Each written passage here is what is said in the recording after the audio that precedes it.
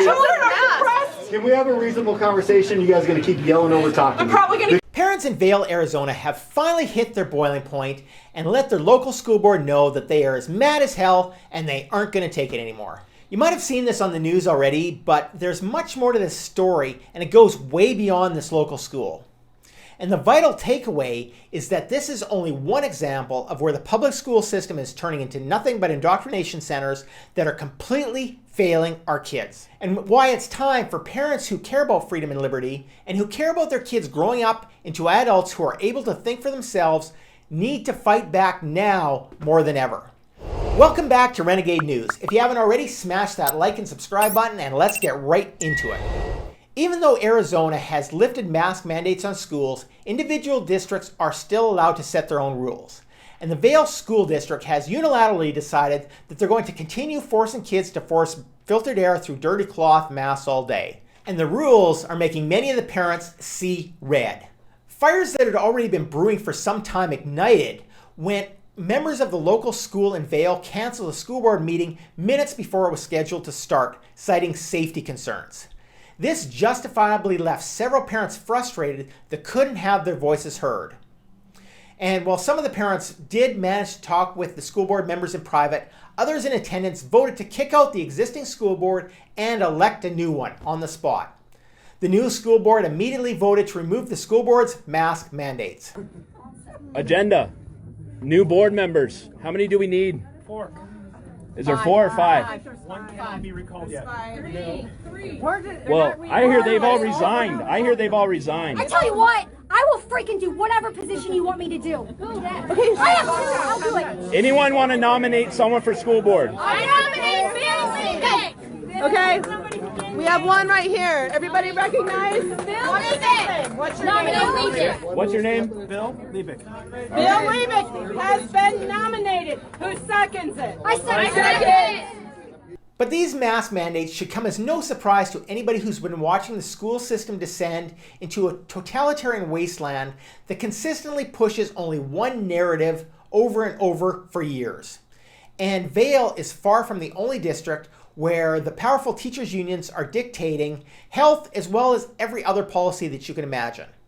The American Federation of Teachers is actively lobbying the Centers for Disease Control and Prevention for more rules and even suggesting language for the CDC's schools reopening guidance documentation.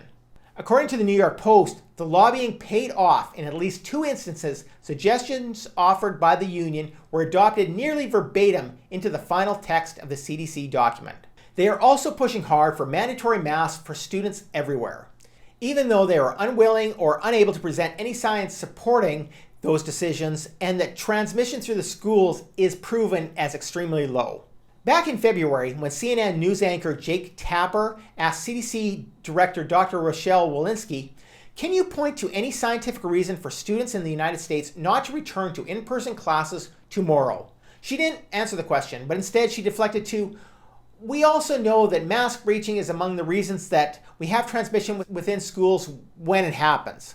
Somewhere around 60% of the students are reliably masking up. This has to be universal, so we have work to do."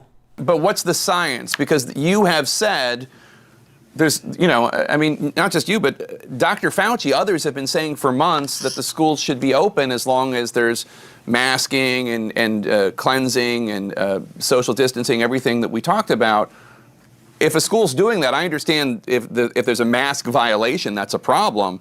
But if a school's doing that, I mean, the damage, as I don't need to tell you, on kids, the isolation, the psychological damage, the educational loss of a year for many kids, not to mention the thousands of kids who are just slipping through the cracks. I mean, it's hard to even calculate. Forced masking, though, is only the latest in a long line of examples that prove public educators care more for pushing a narrative than they do care about their students. George Carlin called it when he said public education only cared about one thing. There's a reason education sucks, and it's the same reason that it will never, ever, ever be fixed. Because the owners of this country don't want that.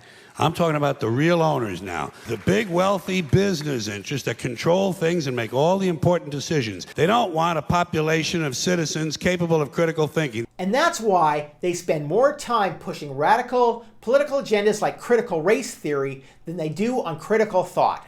According to the Federalist, public schools are indoctrinating the students without anyone even really noticing. While they admit that indoctrination happens through entertainment, speeches, and censorship, all of the things that we have talked about here on Renegade News, they say that the main tool is the school system.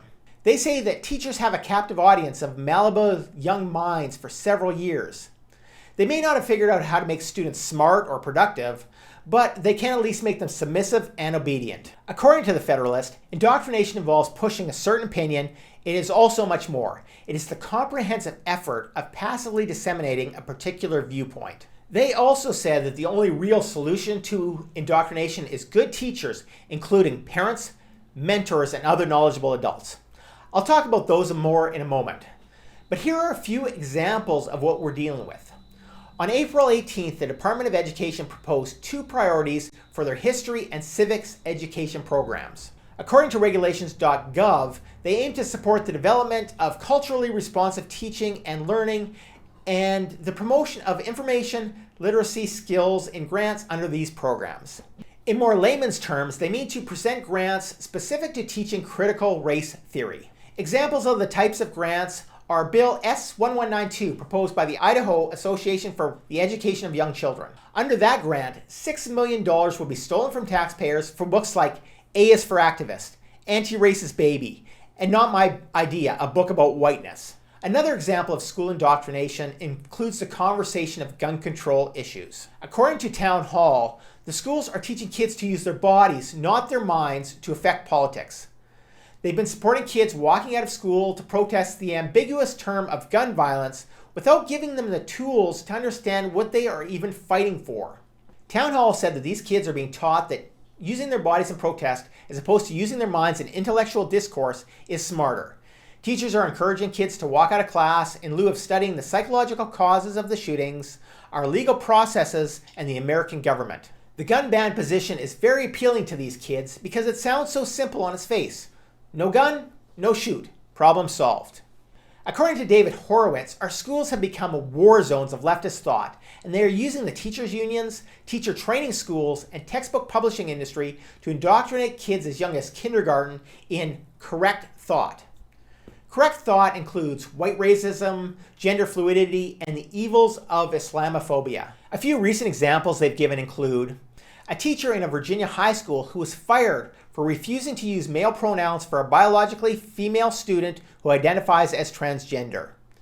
A teacher in Janesville, Wisconsin, who showed a leftist video in class titled "Why the Rich Love Destroying Unions," produced by the Al Jazeera Media Network. A textbook for first graders in Elk Grove, California that glorified California Governor Gavin Newsom, then running for office, as a champion for people's rights because of his support for gay marriage. And a public charter school in Atlanta that dropped the morning recital of the Pledge of Allegiance in favor of a wolf pack chant because the pledge is insufficiently inclusive. And the examples go on and on. But it's not just indoctrination through teaching, but by actively punishing students who don't play by the radical agenda. Like it did for Carlin Jeffers, a Northern Arizona University student who lost marks on an essay for using the term mankind. Well, it's pretty hard to find actual offensive conduct on university campuses these days, but that doesn't stop professors from hallucinating it. Carlin Jeffers is an English major at Northern Arizona University. On a recent paper, she had a point deducted from her score because she used the word, brace yourselves now, mankind, to describe humanity. Yes, exactly. I turned in a paper. I had used the word mankind, and apparently that wasn't to her liking. Apparently that's sexist. But the news isn't completely bleak. The David Horowitz Freedom Center has initiated a campaign called Stop K-12 Indoctrination. Its fundamental principle is that students should be taught how to think, not what to think. They produced a book called Indoctrination, the Left's Attack on Our Public Schools. Also, author Connor Byack of the Libertas Institute has created a phenomenal book series called The Tuttle Twins that teaches kids how to think for themselves about a diverse set of topics ranging from economics to coercion. And Ron Paul has created an entire K-12 curriculum that will produce the next generation of free market leaders that the world needs right now. The links are all in the description below. So remember, peaceful resistance is not futile. And if you haven't subscribed yet, make sure that you click the link in the description and subscribe right now so that every week you get the inside scoop on the latest infringements and wins in your fight for more freedom and liberty. If you enjoyed this edition of Renegade News, please hit the like and the share buttons. We would really appreciate it.